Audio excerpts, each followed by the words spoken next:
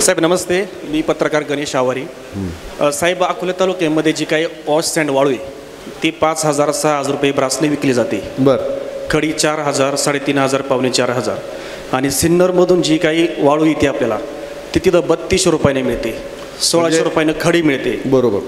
कोतळ्यासारख्या ठिकाणी 6,000 रुपये ब्रासने विकली जाते. म्हणजे अजून एक त्यातलाच एक मुद्दा, जे 4 ब्रासची गाडी आहे ती 4 ब्रास भरत नाही, 3.25 तेवढे. म्हणजे थोडक्यात त्या लोकांची फसवणूक आहे. हो. आणि त्याच्यानंतर शासनाचं GR आहे, वॉश सँडमध्ये फक्त 7% डस्ट पाहिजे, इथं 70% डस्ट असते.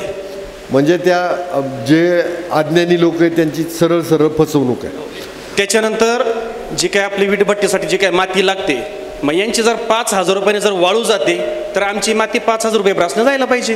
हा एक मुद्दा आहे. नाही, मी आता याला अनुषंगून बरं का, आमच्याकडं जी कंप्लेंट आली मध्ये संगमनेरवरून काही लोकांनी कंप्लेंट केली ती की आदिवासी भागामध्ये 4,000 म्हणून ज्या विटा येतात त्या 3,500च येतात.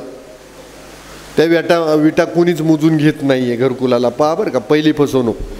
दुसरी फसवणूक हे जे सांगतायत तशी डस्टची सँड आणि तशी फसवणूक. तर ह्या पद्धतीची जर आमच्याकडं कुणी तक्रार केली किंवा आज तुम्ही म्हणता, पण मग त्याला आम्हाला पुरावा लागेल हे घर, तर आम्ही त्याच्यावरती कारवाई करू. आणि दुसरी गोष्ट सर, याच्यामध्ये मी महसूल मंत्र्यांना पण म्हटलं होतं, जर आपलं गौण खनिज आपलं घेतलं जातं आहे त्याच्यापासून हे करता तर यांना रेट डिझाईन करा. ह्या रेटच्या पुढं जाऊन तुम्हाला गरीब लोकांची फसवणूक करता येणार. नफा पाहिजे ना तुमचा.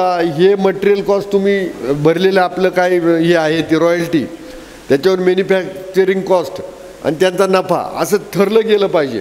पण त्यातलं खरंच कुणाला समाजसेवा करायची तर त्यातला आम्हाला हिसाब सांग, कारण आमचे काय ते धंदे नाही आहेत.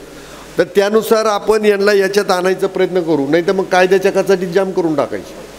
म्हणजे हे जर काही मनमानी बाजार घेऊन गरीब लोकांना फसवणूक करत असतील तर ह्या लोकांना सोडणार नाही. दुसरं, वाळूचे जिथं जिथं डेपो दिलेत, चुकून जर वाळू तस्करी झाली तर त्याला जेलमध्ये घातल्याशिवाय राहणार नाही.